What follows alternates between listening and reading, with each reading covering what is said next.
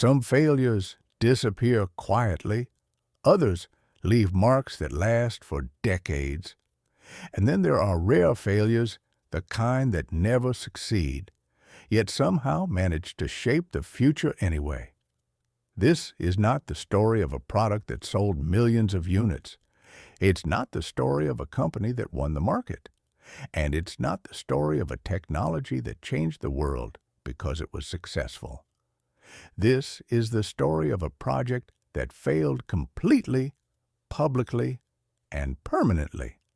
And yet, if this project had never existed, the world you live in today would look nothing like it does now.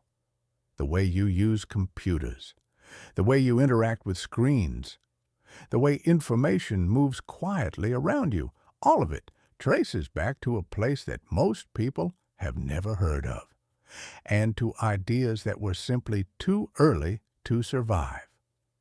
This is the story of Xerox PARC. To understand why Xerox PARC failed, we first need to understand the world before it existed. In the late 1960s and early 1970s, computers were not personal. They were large, expensive, and physically intimidating machines. Most people never saw one in their entire lives. Computers lived in special rooms. They required trained operators, and interacting with them meant typing commands onto a screen or feeding stacks of cards into a machine. There were no icons, no windows, no mouse, no visual language that made computers feel intuitive. Computers were tools for institutions, universities, governments, and large corporations. The idea that an ordinary person could sit in front of a screen and understand it instinctively was almost unthinkable. Technology, at the time, followed a very specific pattern. Engineers focused on making machines more powerful.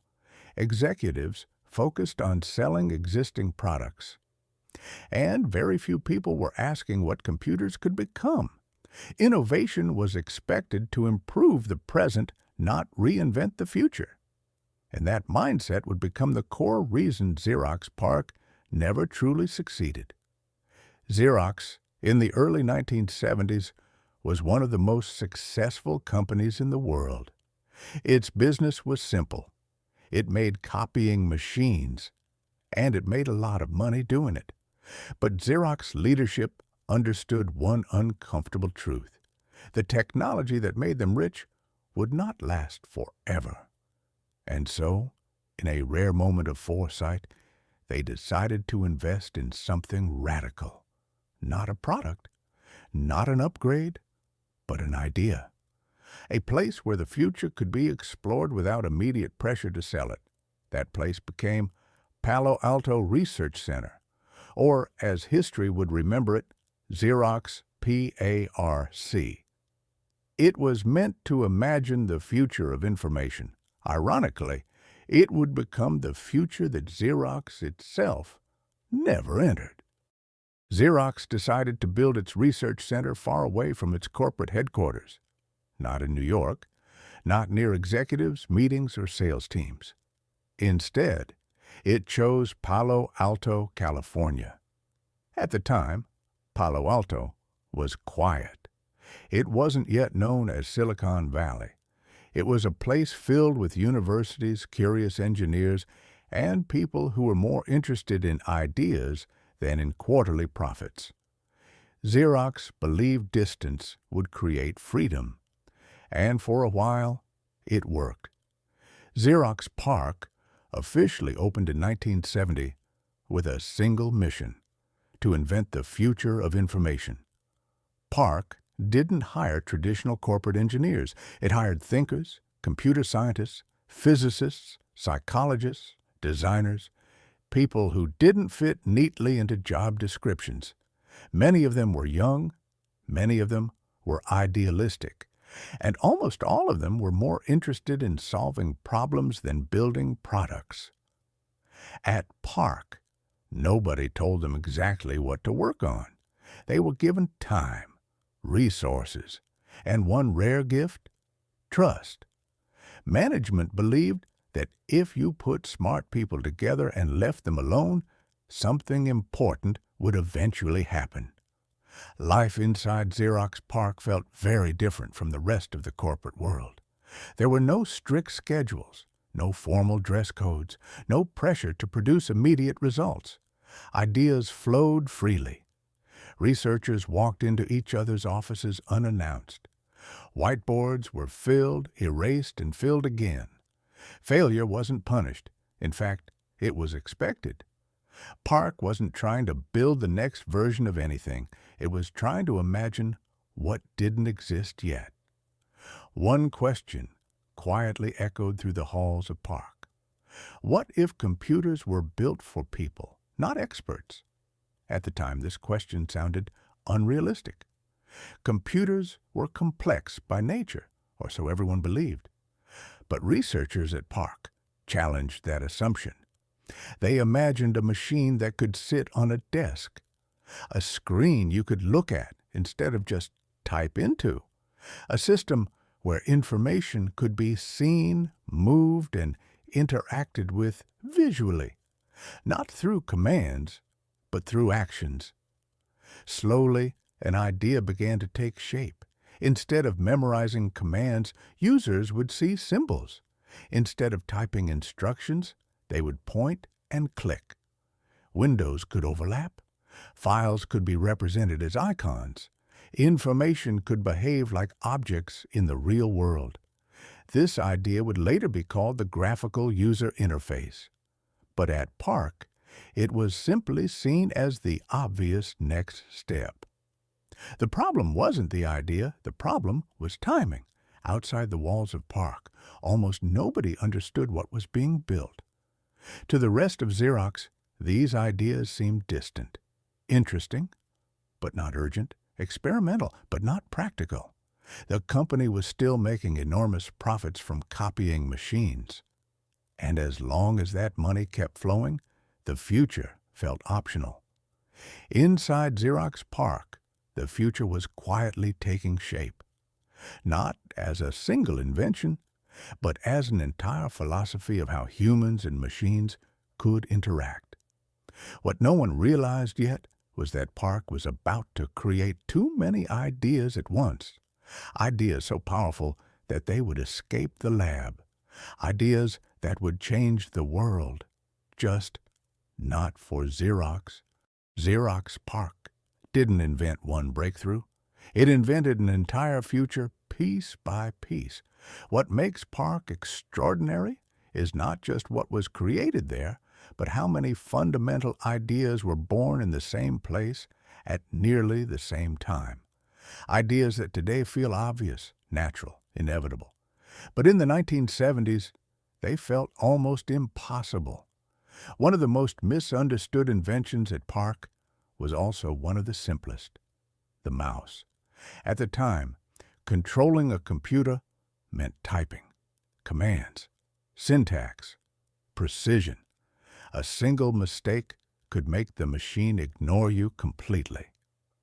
PARC researchers asked a different question: what if control felt physical? The mouse allowed users to move a pointer on a screen the same way they move their hand on a desk. No memorization, no fear of making mistakes, just movement. It was intuitive in a way computers had never been before. But to executives, it looked unnecessary. Why add another device when keyboards already existed? They didn't understand that simplicity was the breakthrough. The graphical user interface, or GUI, was the soul of everything PARC built.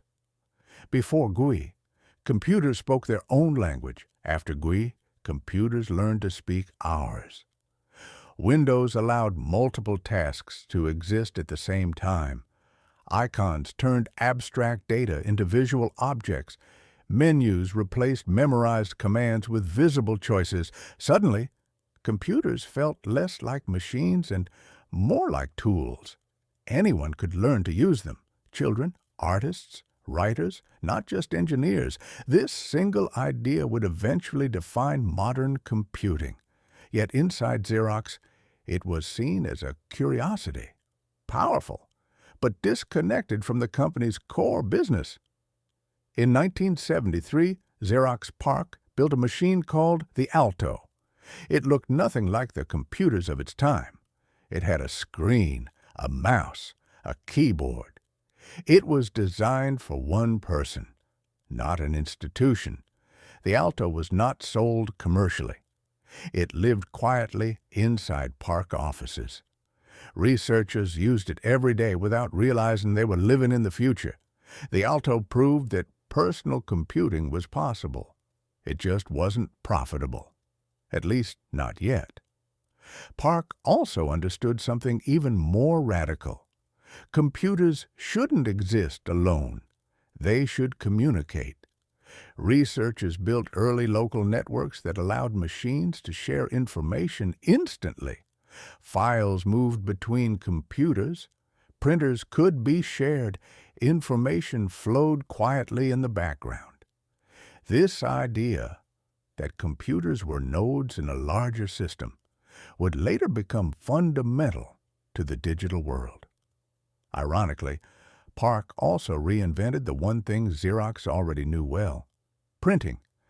Digital printing allowed information created on a computer to appear on paper instantly. It was the perfect bridge between old and new. But even here, Xerox hesitated. The company feared disrupting its own business, and that fear would prove costly.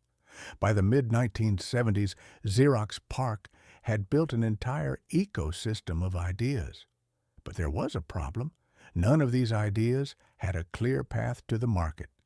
They were prototypes, experiments, proofs of concept. Brilliant, but unfinished. PARC knew how to invent the future. Xerox did not know how to sell it. Inside PARC, the future was already normal. Outside, the world wasn't ready, and neither was Xerox. The gap between invention and execution was growing wider every day. Soon, that gap would become impossible to ignore. Xerox PARC did not fail because its ideas were weak. It failed because its ideas were misunderstood. Inside the lab, researchers saw the future clearly. Outside the lab, executives saw risk. To Xerox leadership, PARC's inventions looked expensive. They didn't fit into existing product lines. They didn't promise immediate returns, and they threatened to disrupt the business that was already working. Xerox was optimized for protecting the present, not building the future. And so, one decision at a time, the company chose caution. There were two realities inside Xerox. One believed innovation should serve current profits. The other believed innovation should redefine possibility. These two views never fully aligned. PARC was allowed to invent, but not to lead. Its ideas were admired, discussed, and archived. Rarely were they pushed forward with urgency.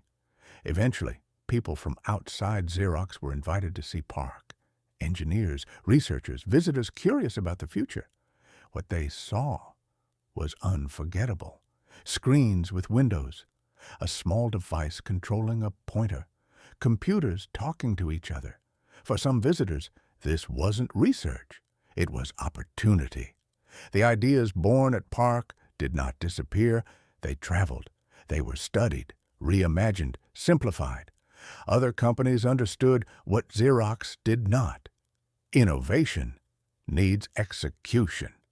Within a few years, the principles pioneered at PARC became foundations. The modern personal computer, visual interfaces, human-centered design. Xerox PARC became the invisible architect of the digital world. Xerox eventually realized what it had missed.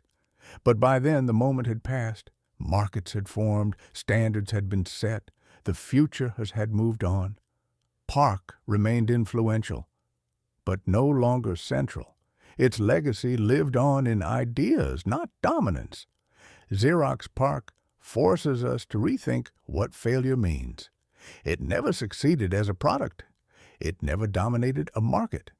And yet, it shaped how billions of people interact with technology every day. Sometimes the world changes not because someone wins, but because someone was brave enough to imagine first. Xerox PARC failed. And because of that failure, the future found another way forward. Right now, somewhere in the world, there are ideas that seem too early, too strange, too risky. The question is, will they disappear quietly, or will they become the next Xerox PARC? Subscribe and learn the untold truths about the people and events that shaped the 20th century.